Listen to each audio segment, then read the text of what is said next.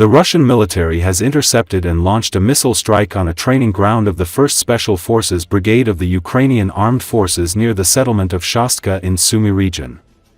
The Russian Defense Ministry has released relevant information and footage.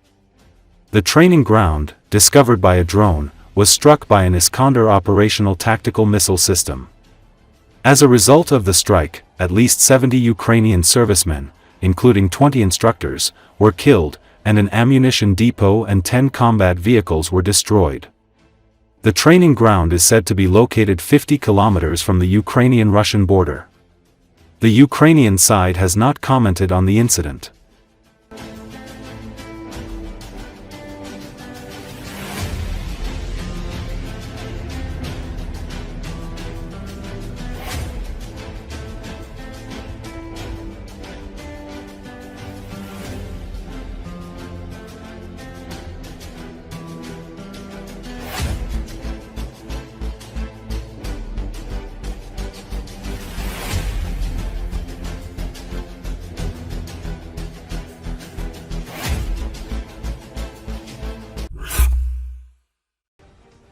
At the talks in Istanbul, the Russian delegation, according to media reports, threatened to seize the Kharkiv and Sumy regions and spoke of the possibility of fighting forever. But there is no point in talking about massive offensive actions in any direction outside the Donetsk region. The Russian occupiers do not have the resources for this. This was stated on air by military expert Sergei Grabsky on the Freedom TV channel. The answer is definitely no. The enemy does not have such forces to seize one of the regions of Ukraine. There is such a thing as operational filling of the territory, and a certain number of troops are needed in order to seize and hold these territories. Let's remember what a fiasco the Russian offensive in the Kharkiv region ended in at the end of February, beginning of March 2022, and how they shamefully fled, having broken through but not being able to consolidate and hold these territories. The situation is approximately the same today, Grabsky said.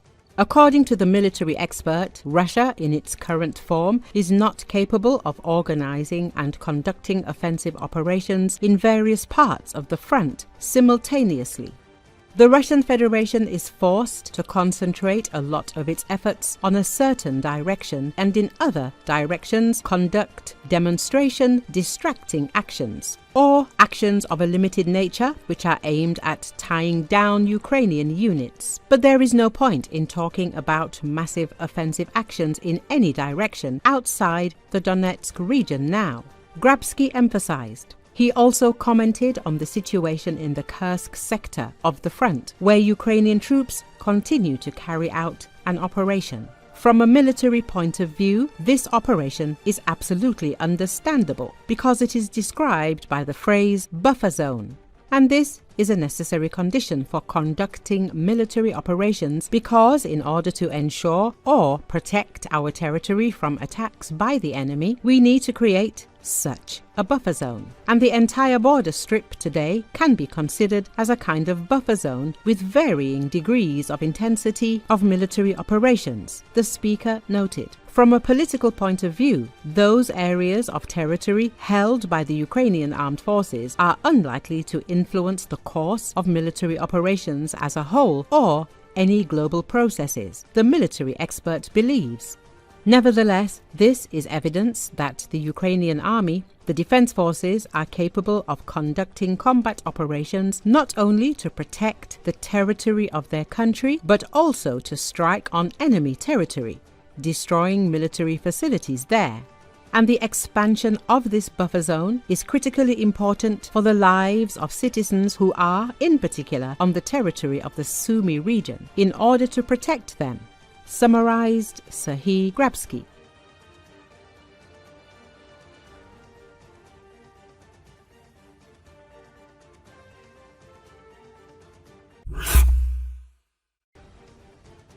Mariupol, which has been under Russian occupation for 3 years, has become a real trap for local residents. Those who lost their homes during the fighting are forced to defend their rights in the occupation courts, but they face outright mockery, writes Astra. A local resident said that the authorities are forcing people to seek compensation through the courts, which often do not resolve issues even in the first instance. If the case reaches the second instance, there are no guarantees there either. Moreover, contrary to the laws of Big Russia, Mariupol residents are required to pay a state fee of 3,000 rubles instead of the required 300.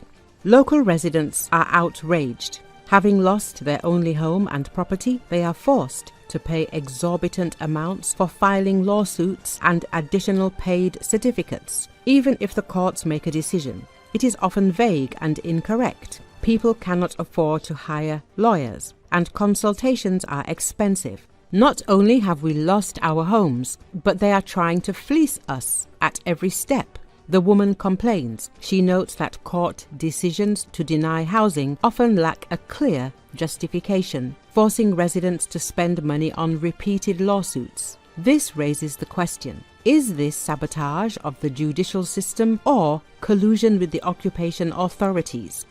Back in January, residents of Mariupol who lost their homes due to military actions addressed Putin with posters reading "Homeless." The houses were demolished without the consent of the residents. New housing was promised, but now mortgage complexes are being built on the site of the destroyed houses. It is impossible to pay such loans with their income. Residents note the real restoration of Mariupol has not yet begun. Instead of providing people with a roof over their heads, Russian developers are buying up land in the city center to build expensive residential complexes. In fact, thousands of residents have been turned into homeless people and their property has been raided. Russian propaganda continues to claim unprecedented rates of restoration of Mariupol and happy life of its residents. But in reality, restoration results in the eviction of native residents and transfer of their housing to elite developments. The Kremlin reports on the restoration of the city, but behind the beautiful reports hides a harsh reality. Hundreds of people are deprived of housing, and court decisions have been turned into an instrument of pressure.